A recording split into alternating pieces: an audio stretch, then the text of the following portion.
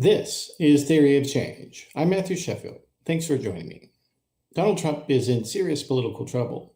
His approval ratings are the lowest they've ever been, even lower than they were after January 6th. Independent voters have turned against him, and he's even begun losing support from fellow Republicans as well, which is a new thing since he became the president for the first time. And it's easy to see why, though. Tariffs have increased inflation, his war on Iran has been a disaster, gas prices are up significantly, and people are upset with his desecrations of American landmarks like the White House and the Kennedy Center. Of course, if you had actually paid attention to the news coverage out of Trump's first term, you would have known that Trump has wanted to take over Greenland, bomb Iran, and tariff the world for a very long time. But many of the people who voted for him in 2024 didn't know any of this, and now they're feeling betrayed, claiming that they had voted for none of this. The Republican Party is hollowing out from the inside, but despite that reality, Democrats are even less popular than Trump because they have no affirmative vision and largely refuse to run on the policies that their voters actually want. Things like universal health care and ending financial support for Israel's genocide in Gaza. So, what happens next? No one knows for sure, of course, but to ponder the future, I thought it might be worth looking to the past with my good friend Rick Perlstein, who is one of the best historians of the Republican Party and American politics in general. His first book on Barry Goldwater's 1964 presidential campaign, Before the Storm, is being released in a 25th anniversary edition, and he's got another one in the books that we talk about in our conversation as well. I hope you'll enjoy. Theory of Change is part of the Flex Media Network, so go to flex.community for more podcasts and articles about politics, religion, technology, and media, and how they all intersect to create our culture.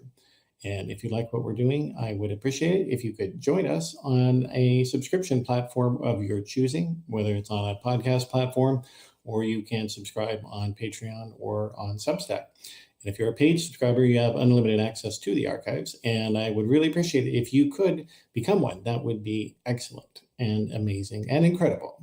So if you're watching on YouTube, you can also subscribe in there, and I encourage you to do that as well. Thanks a lot. Let's get into the program. And joining me now is Rick Perlstein. Hey, Rick, welcome back to Theory of Change. Good to see you. Good to see you. Yeah, well, and the political environment is getting a little bit better since we spoke last time. I think it's fair to say. But we're going to get into some of the history here. But as it looks like, Donald Trump's political polling ratings are the lowest that they have been, at least up until right after January 6th. It looks like, and he's lost the independent vote, whereas he has consolidated the Republican electorate to some degree. But he's lost a lot of them too, it looks like, because of his Iran war. And it doesn't look like it's, at least as we're talking today, there seems to be no end in sight for this. It's like when he promised to be something other than a regular Republican, and he's done everything that your typical Republican does. War in the Middle East, tax cuts for rich people, and then defunding education. And you are a historian, so you have seen these patterns, have you not? Well, what I always tend to tell newspaper reporters, frequently New York Times newspaper reporters, when they call and ask me for some kind of comparison or parallel or compare or contrast to other patterns in American electoral history, is that if you're limiting your aperture to the history of American politics under conditions of fascist leadership, you are making a category error.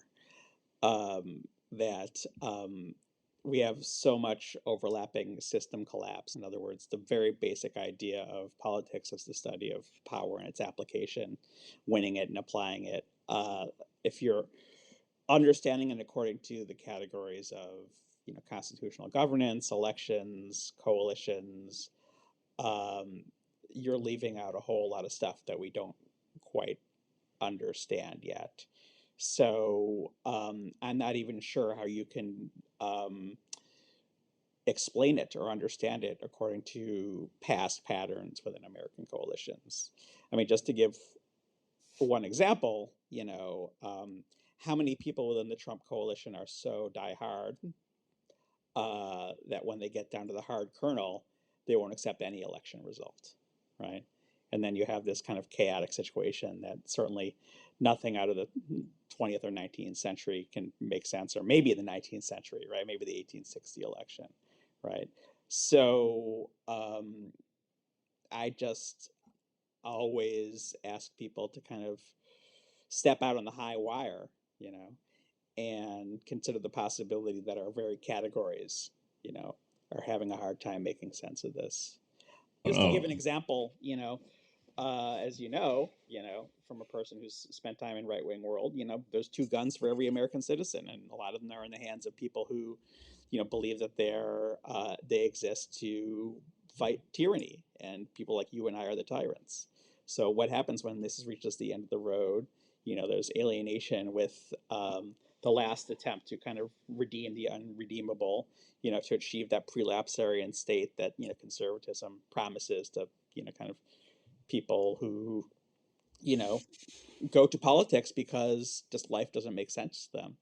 What happens then?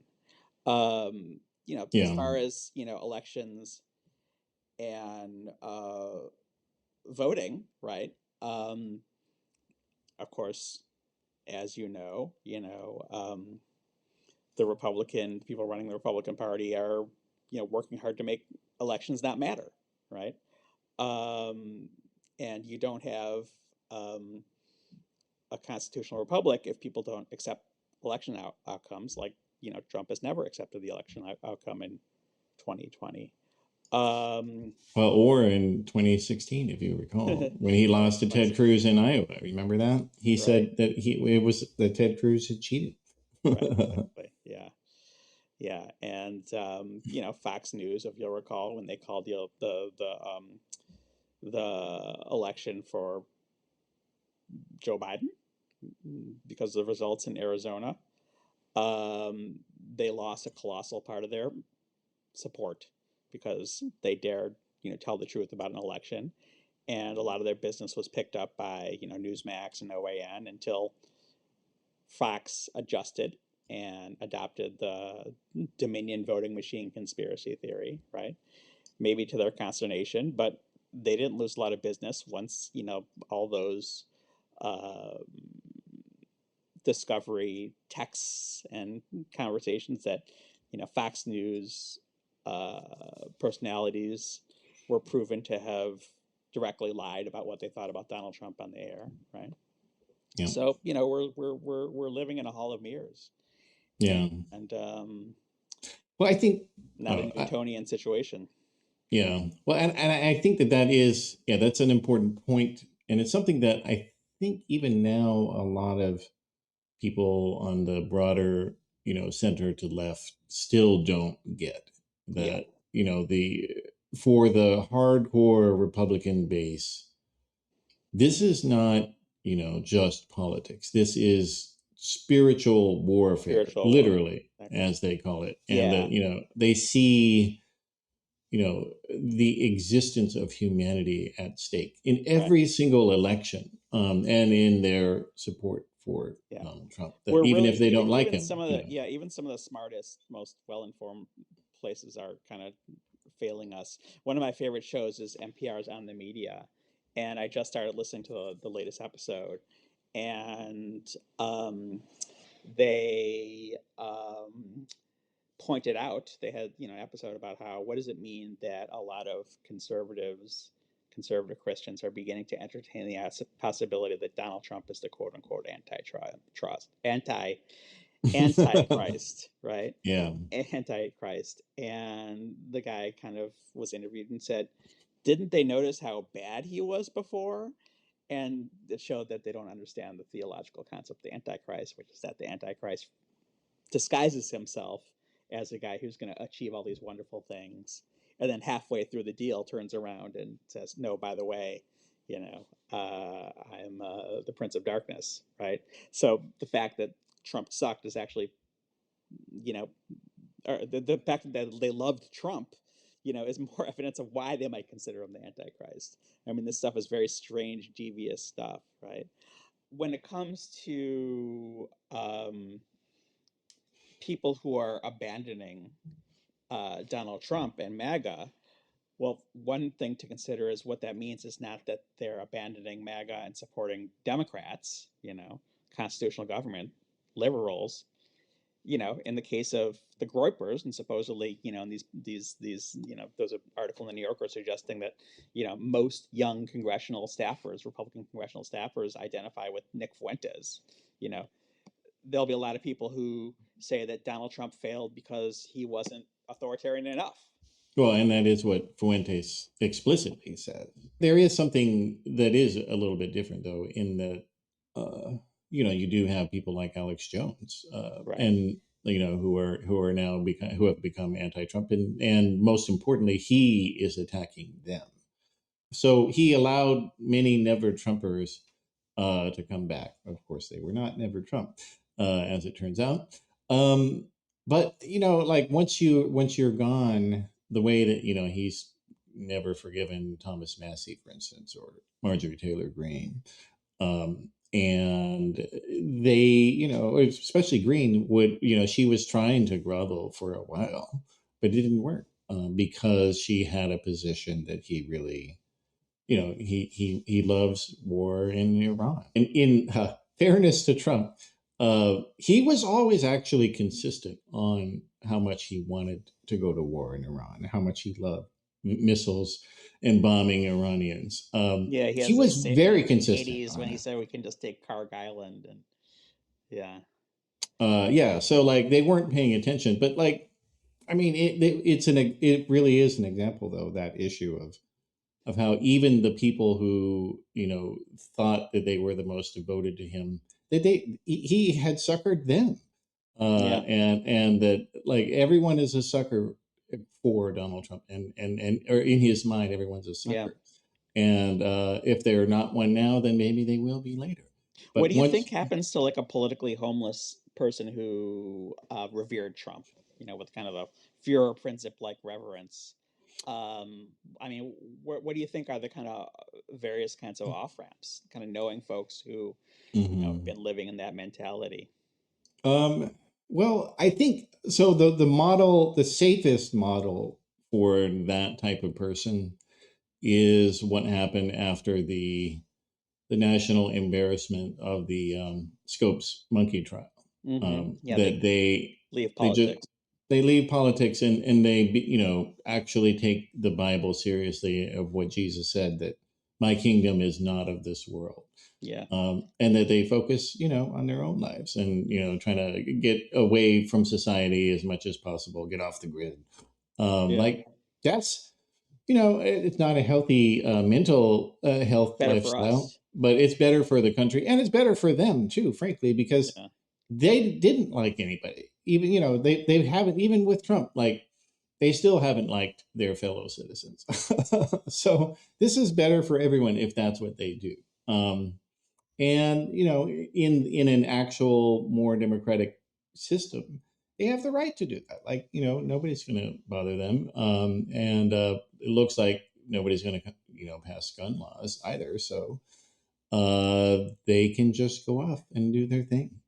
So like that's the safe version of how this ends.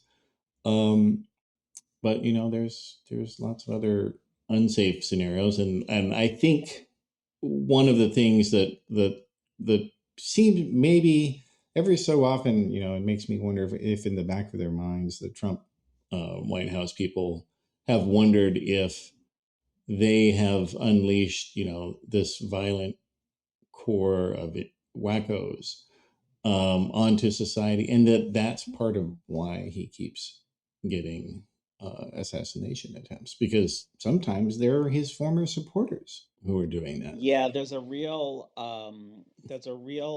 one of the things that's happening in my life now is my first book on Barry Goldwater that came out in 2001 is coming out in like a 25th anniversary edition.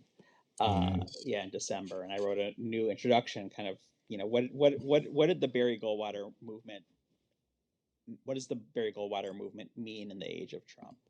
And I kind of reread it for the first time in several decades.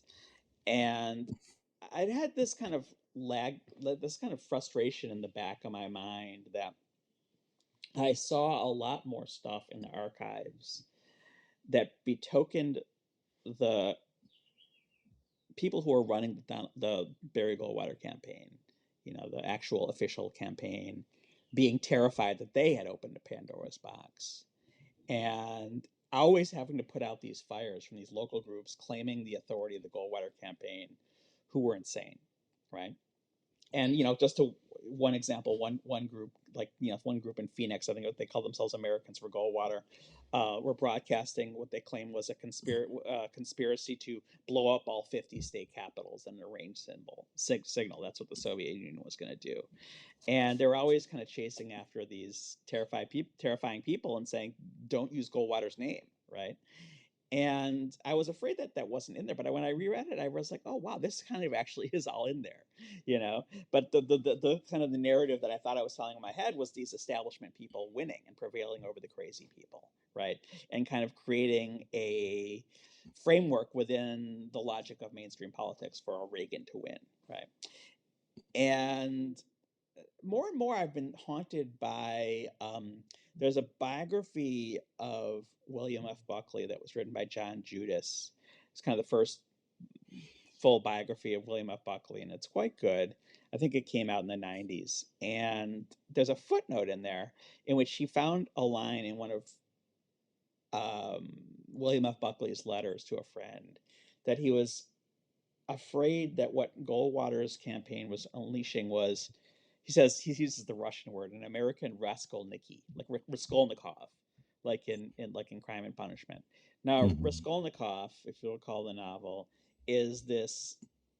He's basically a massively online kind of pseudo philosopher who lives in his mother's basement and plays video games all the time and Twitch and fantasizes about an assassination which will prove to the world that he's a Nietzschean Superman, right? And what William F. Buckley seems to suggest is kind of what Steve Bannon did, which is basically politicize all these profoundly alienated people, right? What was Steve Bannon's original political act, right? He understood that when he was selling, he had a business selling in-game currency, right? Way back in the early 2010s, that this was a group of people who were ready to be mobilized in kind of a pseudo-fascist kind of formation. And he saw Donald Trump as the guy who could do it, right? So this idea that once you kind of license the most alienated people in society to understand their redemption as political through the vector of an authoritarian movement, you're doing something really, really scary. William F. Buckley understood that. I think he saw it time and again. And that's why he was so careful and so busy to kind of police the boundaries of respectability and say, we're not going to win unless we, turn away from violent segregationists. We're not going to win unless we turn away from the John Birch Society and the idea that a beloved American figure like Eisenhower is an agent of the communist conspiracy. And I think that's always been a danger. Now we know that there's a wonderful historian at Wilmette College named Seth Kotler, and he's been Oh doing yeah, work. he's a friend of mine. He's been on the show. Yeah, Yeah, and one of the yeah, things that's great. Kotler points out is that, like in the 80s and 90s, there was this magazine called The Spotlight that was run by this, vicious conspiratorial anti-Semite named Willis Carto that had like 5 or 6 times the subscriptions of National Review. And then if you Yeah. look at it, it looks exactly like, a Newsmax or an OAN looks like now, right? Yeah. And, we've talked about this a lot, there's this very dark Gothic strain in American politics. And for the longest time, we've been depending on sort of the norms of the people in charge to understand that there's a kind of demagoguery that you just don't dare, because we saw what happened in places like Germany and Italy and South America in the 1970s. And now that those demons are out of the box, I hope elections can contain that, right? But my fear is that there are so many people who are so, out of touch with institutions, with reality, right? That just all kinds of crazy things happen that when civilizations start to unravel. Now, that said, we could still talk about elections. They're still important. It's better to win them than to lose them. It's better to have a strong coalition than a weak coalition, because I think that the potential in weak electoral outcomes for the authoritarian side, you do, I think, demobilize people, and they just decide they're going to, do video games instead of politics. So let's go back to the original question, maybe, and talk about, what kind of electoral coalitions are lining up now that the inevitable happens. Another thing is, this is almost exactly what happened in the 5th year of George W. Bush's presidency. When Iraq started going off the rails, and for him, the catalyst was when he tried to do comprehensive immigration reform, and suddenly discovered that you can't say be scared of 9/11 brown people because of 9/11 and then suddenly turn it off and say no, we want to invite more Mexicans into the country. So it was inconceivable after George W. Bush's electoral victory in 2004 that this cult he had around him in the conservative movement and the Republican Party could possibly break up.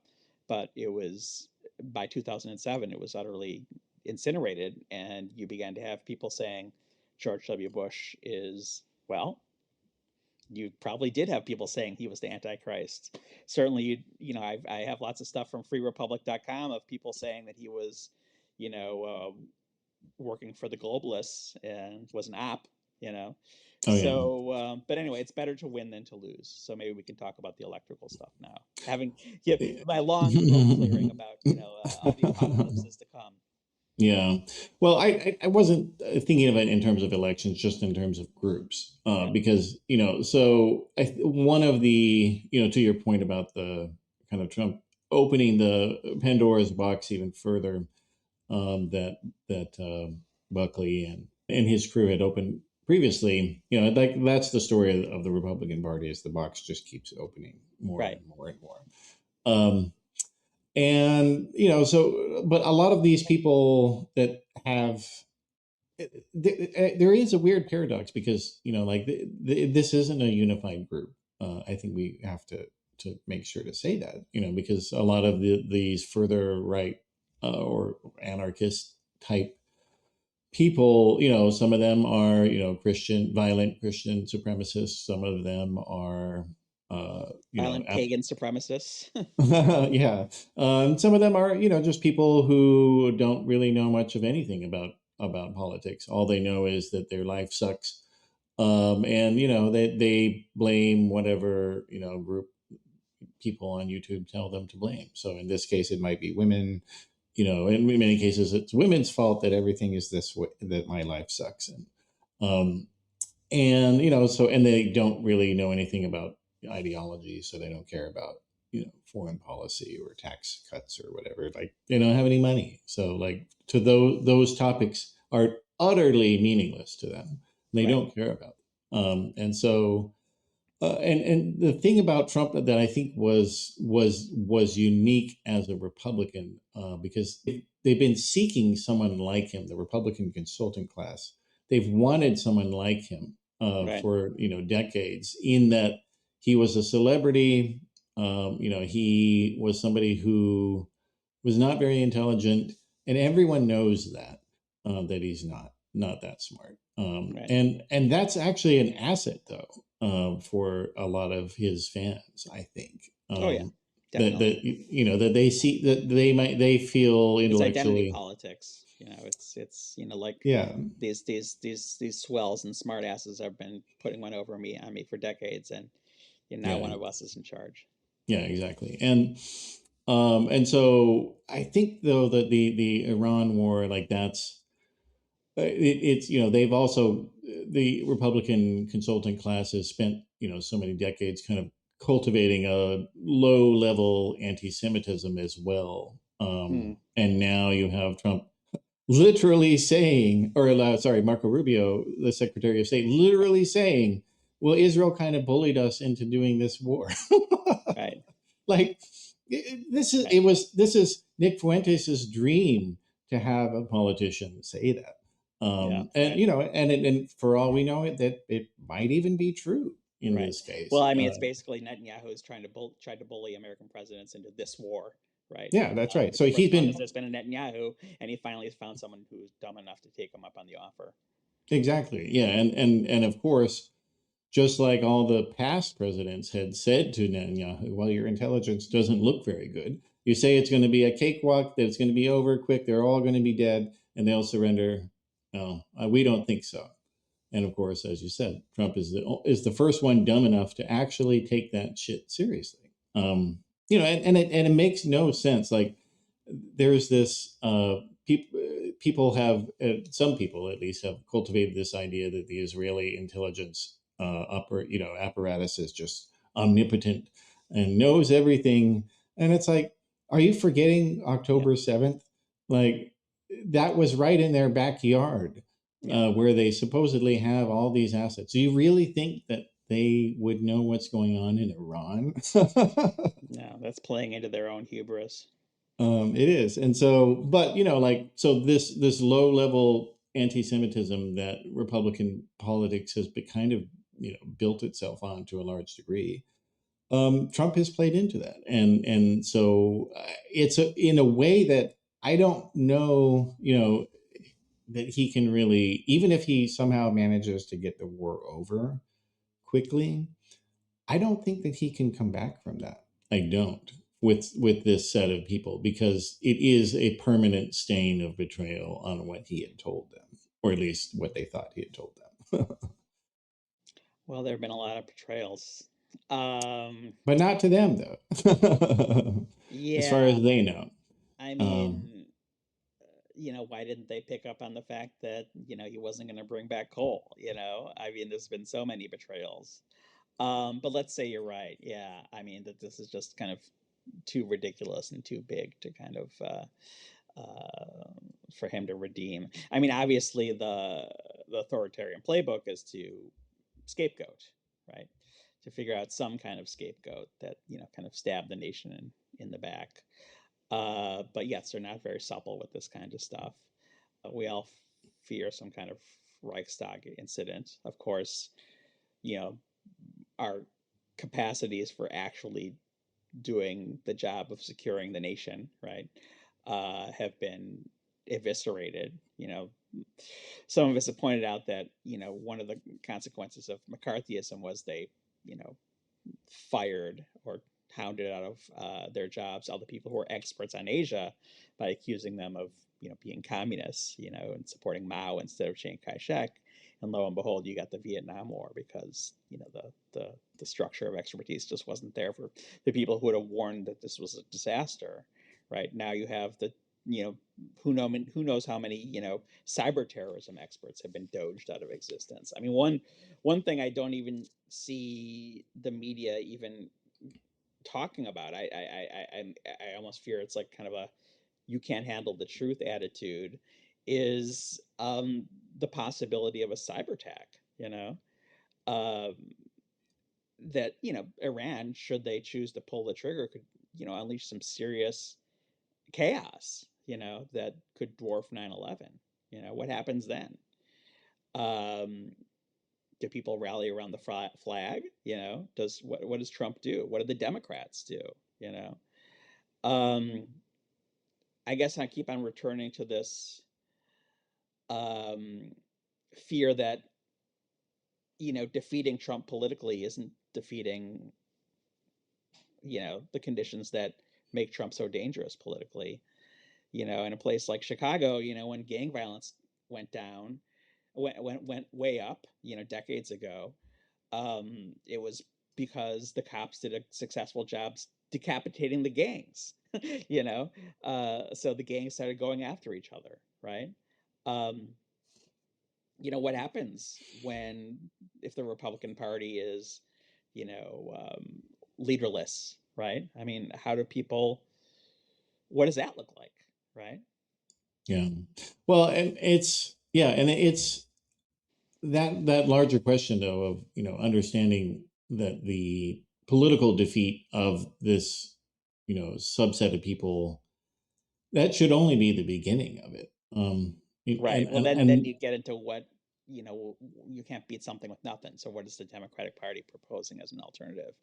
And I think we both understand that this is we're not run the Democratic Party are not run by wartime consigliere, right? Mhm. And it's a real, there's some very exciting young leaders who get cut off at the pass at every turn, and we're hoping for some kind of generational turnover, and it might be now or never. Yeah. Well, let's go into the history on that though. Like, how do you think that this came to be? So, like, obviously the decline in popularity of Lyndon Johnson was a huge thing, and the blowout win of Nixon in '72, like in Right.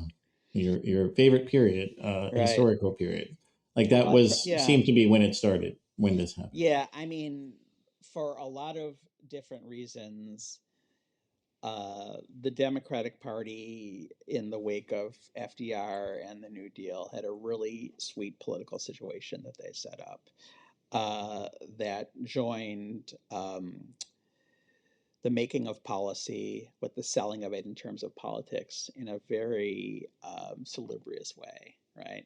I always point out that after the New Deal, Al Smith had this line, when he was the Democratic presidential nominee in 1928, and he turned viciously anti-Roosevelt and basically became a conservative. And he would complain, "We're screwed. The liberals are in power forever because no one shoots Santa Claus. Building so many dams, you know, goosing the economy through Keynesianism." Right? Basically, the idea that the U.S. Treasury was, you know, basically being used to uh, bring more people into the middle class than any society had ever And achieved. it was terrible. What's that? And it was terrible, a terrible thing in his view. Right, that was a terrible thing. Right, exactly, because it meant more people had society became less hierarchical. You couldn't boss people around. People had more prospects. It was terrible for elites, right, in a lot of ways. But it was so successful that there was pretty impressive elite buy-in. The level of corporations, and a big part of what my 4-volume series of histories of basically what happened to the New Deal order, right? First, you get Nixon very successfully kind of playing to white middle class grievance, right? Um, and basically saying, basically introducing the zero sum idea that all these outgroups gain at your expense, right? Even though at the time when Nixon was beginning his crusade, and Reagan too, um, you know, the rising tide was in many ways lifting all boats. So the real tragedy for that was the onset of stagflation and things like the first Arab oil embargo and the various energy crises and all these things that America wasn't really prepared for. Um, we thought that we had kind of figured out the economy, that we would have kind of widely shared growth and prosperity forever. A really good example is, an energy expert who told Richard Nixon that energy was soon going to be so cheap that it was not going to be metered. I mean, it kind of sounds like how people kind of the optimists kind of talk about AI these days, and suddenly um, the economy did become something that looked a lot more zero sum. The historian Jefferson Coway, who recently won a Pulitzer Prize for his book Freedom's Dominion, which talks about how the Southern tradition of defining freedom as domination over African Americans largely. Um, he points out that in his book Staying Alive, that one of the Supreme Court cases uh, that approved an affirmative action program for people who weren't allowed to enter apprenticeship programs because they were black at this certain factory. That when the Supreme Court handed down the permission for this, Supreme Court handed down permission for this affirmative action program, the factory that was affected had been shut down, right? So all these policies that were based on kind of creating more broadly shared equality were set up for a society that had consistent economic growth.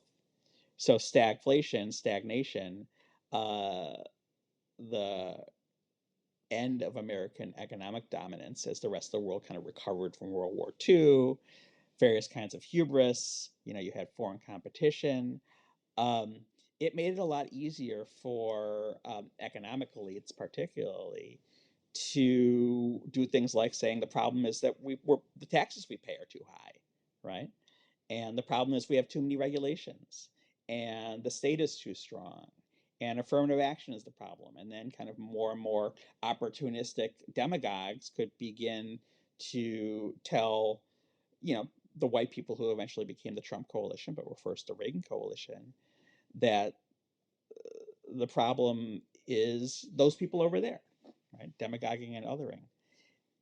And so that's like the biggest picture of, and then the problem is for the Democrats, you had a lot of people saying, well, maybe the problem is we did go too big on the New Deal.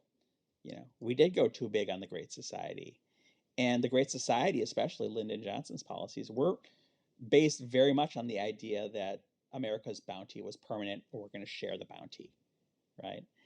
And so you begin to see all kinds of policy entrepreneurs within the Democratic Party, most prominent among them Jimmy Carter, saying what America really needs is austerity.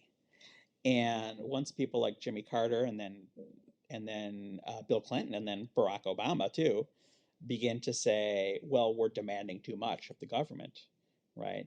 They're eating the Democrats' seed corn, their most powerful message, which is basically, Santa Claus, right? They're shooting Santa Claus. The Republicans are shooting Santa Claus, and Democrats are beginning to say, well, the problem is the government is too big. And a lot of this stuff was structural, right? I mean, there was very little you could do because, in fact, America's economic dominance was, waning for various kinds of reasons. But there were very few people in the Democratic Party who had the kind of maturity and foresight to say, wow, we have to make this kind of a temporary condition and figure out a way to get back to the basic structures that make social democratic left of center parties powerful, right? What they deliver to people, they deliver the goods, right? They make it easier to get into the middle class and to stay in the middle class. And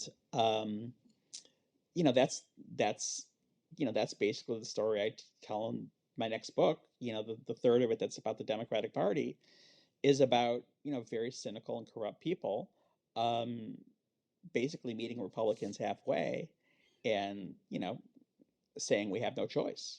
This is the Democratic Leadership Council. This is Rahm Emanuel, and it's abetted by corrupt journalistic class. I call them the aristocrats, who love the idea of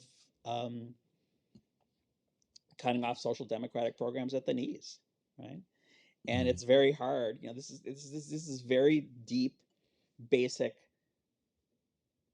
structural history of the 20th century, right? The socialists in Weimar Germany used to say anti-Semitism is the socialism of fools, right? In other words, you sell people scapegoating, you sell people hatred, and it's kind of psychological wage they get instead of what they believe socialism delivered, which was broadly shared equitable prosperity. Yeah.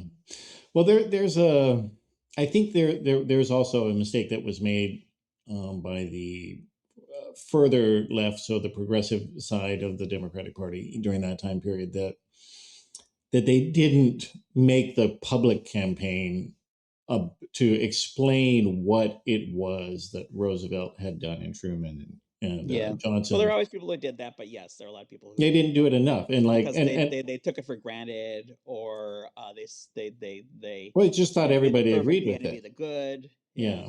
And it's a contrast between, when you look at the post World War II left in the UK or in Germany or France, like they actively worked not just to get the government more involved in the economy, but also to remake the social order to Yes, be more egalitarian, including in businesses. And right. so you saw, like this explicit partnerships between unions and businesses. Right. Like in Germany, they have what they Right. call co-determination, where literally they have members of the union, sometimes even shop floor people or even janitors who are on the board of directors, right? Written into the law. So if that sort of thing had happened in America, right? Yeah. And it, people thought that that was, in the early 1960s, there was, you read this stuff and it's crazy. The smartest kind of social scientists were saying, oh, the communist world and the capitalist world are converging. We're all kind of converging on this mushy kind of Yeah. egalitarian social democracy, and it seemed to be happening. And then all Yeah. this other stuff happened. But yeah, I mean, if Americans had 6 months paid leave, if they had a child, if they're able to go to a doctor without getting out their checkbook, this very basic social democratic stuff. Is it possible for a Reagan or a Trump to succeed? They talk about, oh, the right one in Sweden. And you're like, yeah, well, yeah, they're going from, 8 months of paid leave to 7 months of paid leave or something like that. Yeah. And that's Mm. why, we're both a bunch of, fuss budget pessimists. But like when we look at someone like, you know, Zoran Mamdani, I mean, that's the way and the light, right? I mean, free, free childcare, will make people's lives easier. And when you deliver the goods, the voters deliver the goods. The saying of the head of the Democratic Party in the 50s was tax, tax, tax, spend, spend, spend, elect, elect, elect. And of course, Mamdani faces all these structural barriers, like the New York Times. Suddenly, like everyone who reads like everyone in the national news knows who the head of the city council is in New York, because every article is Mamdani faces trouble from the city council, right? I didn't know who the city council leader was in New York under Bloomberg, right? Under, Giuliani, right? Or, oh my God, the people who, have second homes in New York that are worth more than They're $5 upset. million are upset and they're going to leave. And, this is covered like, like with breathless, kind of daily, kind of horse race coverage. And as so often is the case, when it comes to liberatory politics, all we have is the people, right? All Zoran Mamdani has is his ability to mobilize ordinary human beings to say no, to refuse this austerity. And that's why leaders are so important, and we have some good ones now. So I'm a little Yeah. optimistic about that. But it's, I mean, to me, maybe the Rick Perlstein 50 years from now will say the watershed was when Barack Obama, who gave Zoran Mamdani a scolding phone call during the election, sat down with him to read to children, to do a photo op, and said, "Wow, I gotta get on this guy's coattails." Yeah. Well, that's something I just wrote about. So yeah. That's right. um, You're right. uh, yeah. And well, the other thing though that Mamdani does that is so much better compared to other Democrats is that he actually is always communicating. Yes. Like that's Politics something. is teaching is what Olaf Palme said, the Social Democratic leader Oh, speech. that's actually a great phrase. Yeah, and it's Politics is true. teaching. Yes. Yeah, like And there's so few Democrats who could put themselves in the position of being a teacher, because they've made the soul of wisdom, responding to this notional dead center of ideological opinion. So it's like there's this great word in democratic politics, which is a lie, right? We're incrementalist, right? But Barack Obama, the Obamacare, was not incrementalist. When you say we're doing an incremental thing, you say this is the goal, and these are the steps along the way. Once Obamacare passed without a public option, right, and the ability of states to like opt out of Medicaid, they didn't say, okay, this is great. Next, we're going to do this. That would be incrementalist. Instead, it was like, stop complaining. We're incrementalist. You can't get everything at once. we Right? check the box. Yeah. Now Check the you have box. to talk about another subject. You Um, got to move. You got to. I mean, Overton window is a wonderful metaphor. And as we know, the Republicans are really good at constantly kind of moving the center to the right. Whereas Democrats have this fantastical notion that if they repeat back to the public what they believe the public already believes, that the public will reward them with trust. But no, people require leaders. There's a great line in the Bible: without vision, the people perish. Yeah. Well, yeah, and it's and on the teaching point, I mean, the other thing is that the Republican Party. So it's tragically ironic for me is that in after Mitt Romney lost in 2012, when I was still on the right, I wrote a big paper for a Republican donor, and I published some of it in the American Spectator, in which I said, the media, you have to invest in the media. Stop trying to beat the media, become the media, was my Right. phrase. And they didn't Which is listen what to Roger me. Ailes said to Nixon in 1970. Oh, did they? Okay, yeah. So, yeah, and they didn't listen to me at that time. But then when Trump came along and got ensconced, they did. So, like, I of course had left, and they did everything that I told them to do. Wow. So Well, it I've would be tried to tell him, I got my Substack, rickperlstein.substack.com. And one of the things I pointed out was, I made this argument about politics as teaching. And I pointed out how, I've been doing kind of digging down in Glenn Beck's site, The Blaze, and kind of doing a little tutelage, every week about how they do what they do. And, they have a whole category of how this is getting to the issue of back to the original issue of what will happen if people get dissatisfied with Trump. They have this whole basically, I guess we call it a vertical of people saying, you feel this cognitive dissonance, here's how to solve that cognitive dissonance. Like there was this one that said, here's the best response to what the Pope is saying, right? So they kind of teach you to think like a conservative, which is something that Rush Limbaugh was really good at. So his greatest skill was some ditto head would call in and say, Rush, I love you, I'm a mega ditto guy, I just heard this thing that really confused me, right? And he might say, well, Barack Obama said he's going to lower taxes for 95% of wage earners. I thought that Democrats all wanted to raise taxes, and this was true. In in Barack Obama's original stimulus, there was a tax cut of an average of $3,000 for every wage earner, and it was 97% got the tax cut, right? He promised 95%, he just delivered 97%. And Barack Obama, I'll never forget it, told the guy, well, here's how you think about that. Just remember that whatever You Barack mean Obama Rush? says, he means Rush Limbaugh. Whatever Rush Limbaugh said, whatever Barack Obama says, remember that he means the opposite. So, all of a sudden, someone had, all the conservative ditto heads had something in their back pocket, right?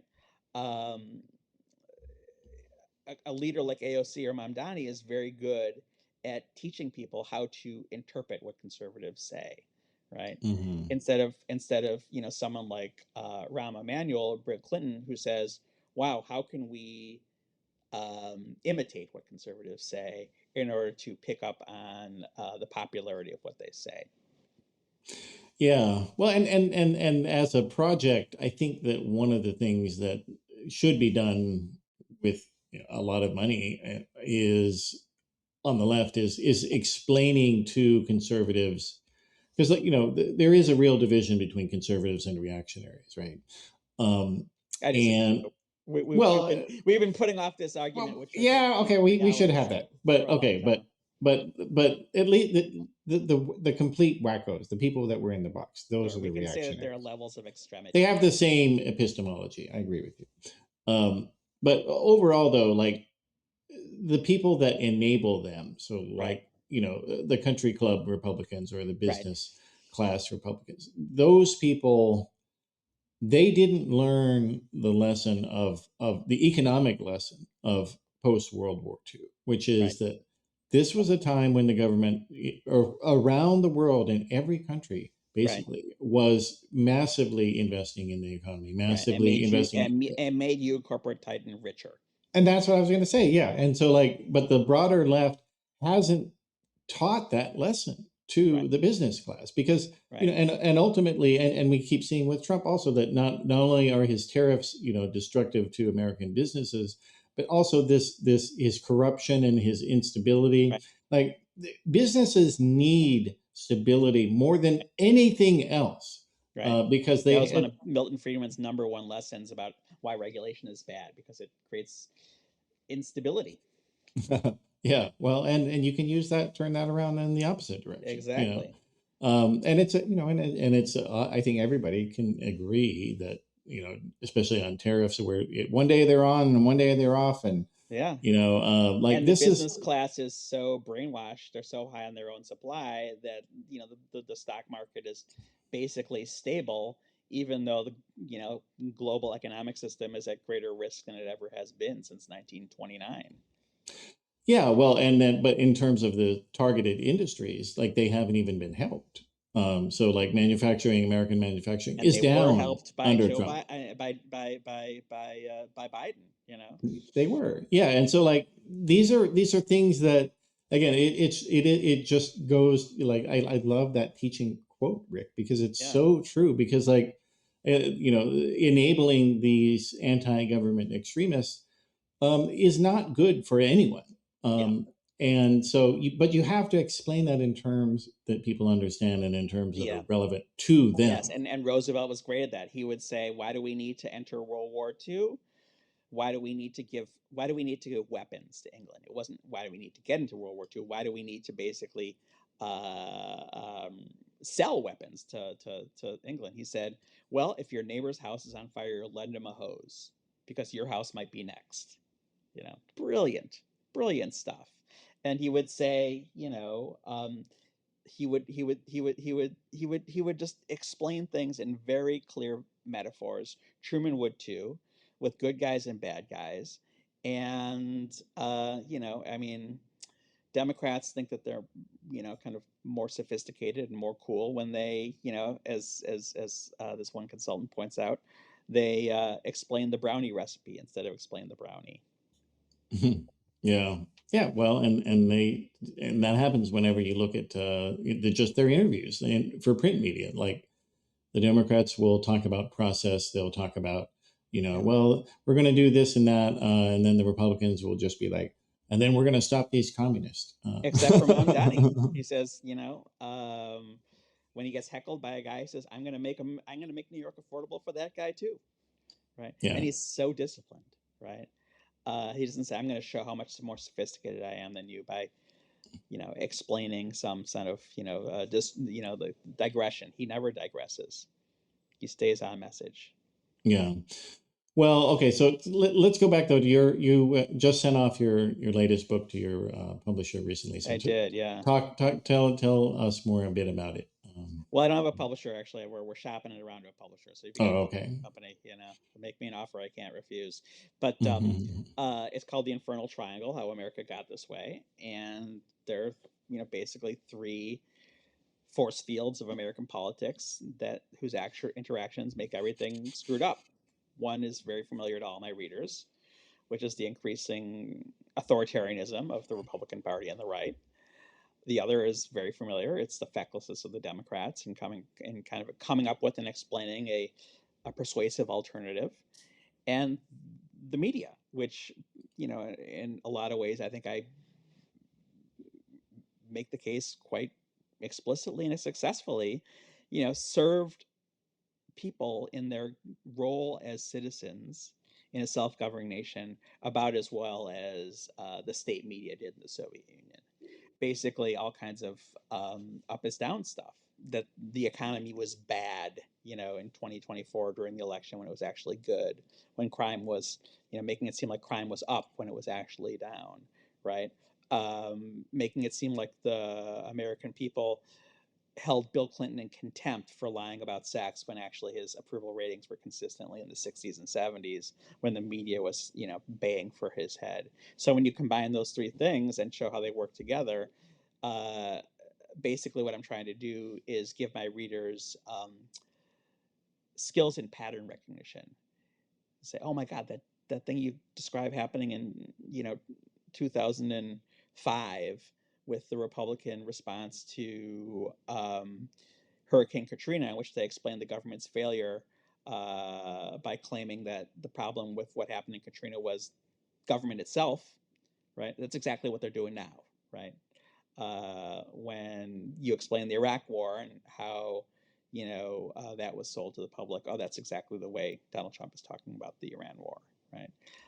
When you hear a Democrat say, um, we need to figure out, we need to get spokespeople who talk exactly like Republicans because the Republicans are successful, right? They were saying that, in 2002, right? After 9/11, right? And then you have this project, which I'm sure you ran across, in which these consultants raised $20 million to use AI to figure out the speech cadences of popular podcasters on the right, so they can, go in a laboratory and manufacture one for the left instead of finding some organic voice that excites people of his own volition. So that's what I'm doing. It's doesn't quite achieve what I wanted to achieve because I had to skip a bunch of stuff about Barack Obama. That might have to be volume 2. And yeah, I'm just enjoying myself substacking. rickperlstein.substack.com. Cool. Well, okay. So, but on the media point, I think there's. Do you get into? I think that a lot of people on the broader left, they think that there is a liberal media. Uh, they really Right. do believe in it, Right. Do despite they? all evidence. I think. Oh yeah, I think so.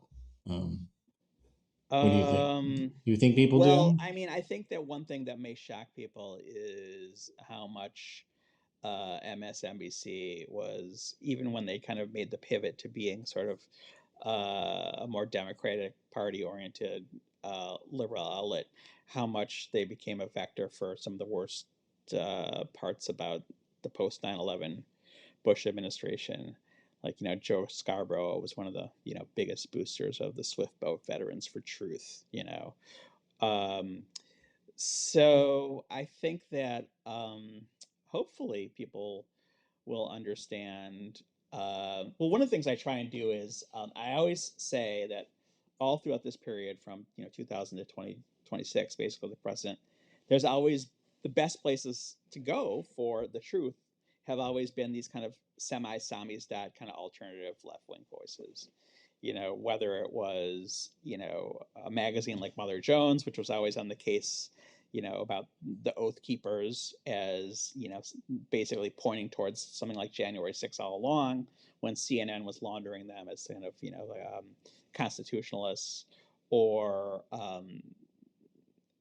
the book is going to be dedicated to a blogger who passed away in the year 2007 named Steve Gilliard, who wrote under a pseudonym on Daily Kos and then is on his own blog and came up with the best analyses of why the Iraq War was going to end up exactly the way it ended up, right? So there are always these kind of alternative voices. They've always been there. The will to kind of tell the truth without fear or favor is indomitable, right? So hopefully, what the book will serve to do is get people to critically look for media sources that don't do, what I complain the agenda-setting elite political media did all along. Hmm. Well, and yeah, and I think that there is this the left in the U.S. has faltered not just because of a failure to teach, but also a failure to practice democracy. Like that's the Mm. other thing, in terms of like when you look at given people who are, let's say, I don't know, a Harvard professor or Atlantic columnist or whatever, like they just keep getting more gigs added on to them. And it's like they don't need the money.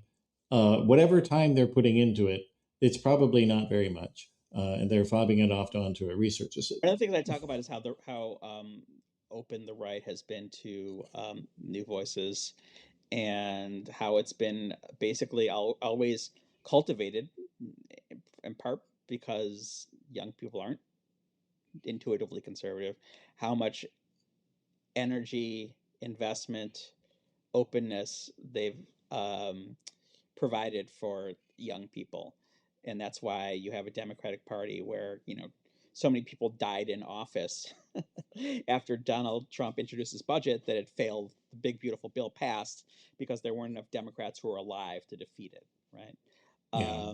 And, I think that's a real test of character, whether you're willing to, let go and pass the torch to a new generation, right? The people who had the torch passed to them as a new generation in the Kennedy area, a lot of them are still holding on, like grim death. Yeah. And Well, and that's I try and a that's real why act of I leadership. try and Yeah.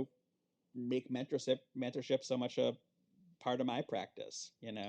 Because as Thomas Jefferson said, the world belongs to the living.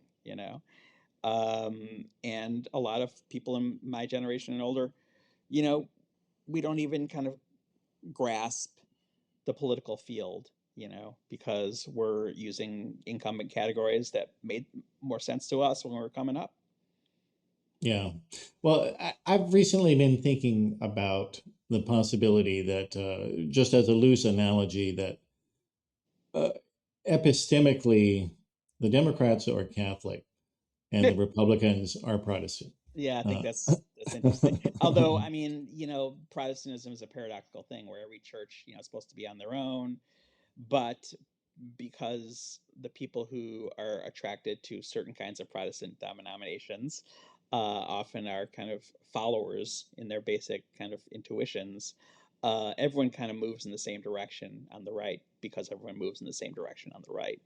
Whereas liberals are liberal and we're pluralist, and it's harder to herd the cats. But yes, I really like the metaphor of kind of the elite that runs the Democratic Party as a kind of Vatican-like formation, under this Capitol dome that is trying to. They just fear not being in control. And like I'll give you a really good example. The things we've been saying are the same criticisms. This is the value of history for doing this kind of work that people have been making since the year 2000. Like I have an op-ed from 2000 that sounds like it could have been written after the 2024 election. There's this same kind of reckoning. Why did we lose? Let's do these big think tank reports about what we can do for next time. They always end up doing the same thing next time. But one of the things was called the Democracy Alliance, and they're like, oh, they had a bunch of billionaires who gave away money for conservative infrastructure. We needed to get together our rich people in order to give away money for our infrastructure. And the problem was, in order to get a grant from the Democracy Alliance, because there was so much of an ethic of control among these people, the only way you could even fill out the forms is that you had to have a big 501c3 infrastructure apparatus for your group. They knew how to fill out forms, right? So the money ended up going to the same people who did the exact same things. Whereas, Sheldon Adelson, was, perfectly willing to rip off a $10 million check and said, do with it what you want, and it's a paradox because, right wingers are authoritarian and we're supposed to be pluralist. Um, but that pluralism, creates a fear among the people who control the resources that, well, look at this. Like, oh my God, we got this guy who has millions and millions of listeners, Hassan Piker, but he says some really stupid stuff, right? Well, sometimes when you have a party and, you have an ethic of solidarity, you're not going to agree with everyone. I'm not endorsing Hassan Piker. I think he's kind of a jackass, but, the fact that he's been held up as, what happens when you don't control the messenger, right? The fact that he's become a symbol of what's wrong with the attempt to broaden voices in the Democratic Party is very telling. There are plenty of people who have big audiences that are actually quite responsible and thoughtful. Yeah. Well, yeah, and then not being able to control someone, like, that's politics. Yeah, that's politics.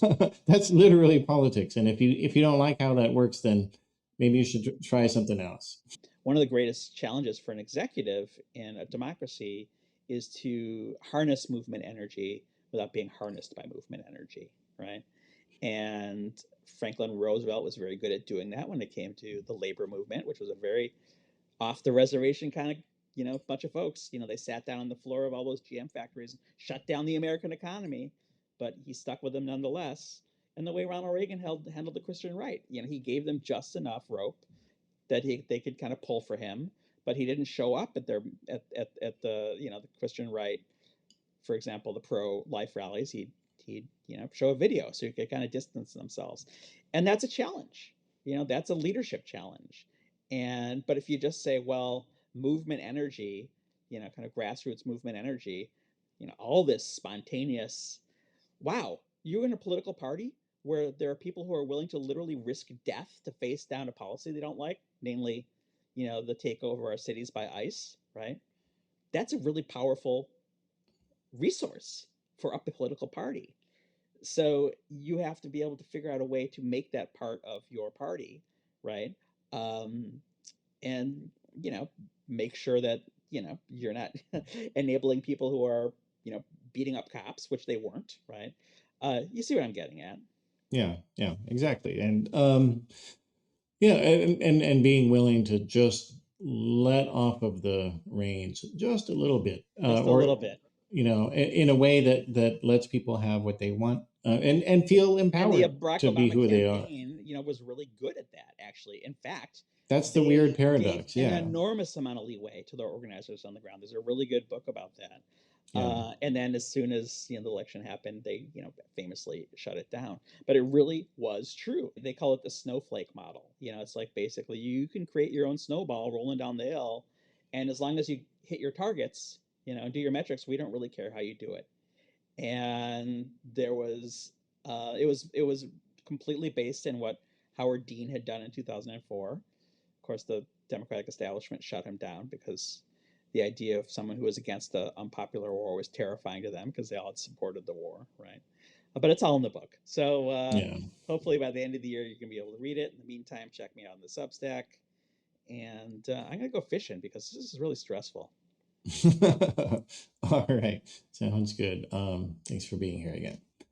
All right, so that is the program for today, and I appreciate you joining us for the conversation. And you can always get more if you go to theoryofchange.show, where we have the video, audio, and transcript of all the episodes.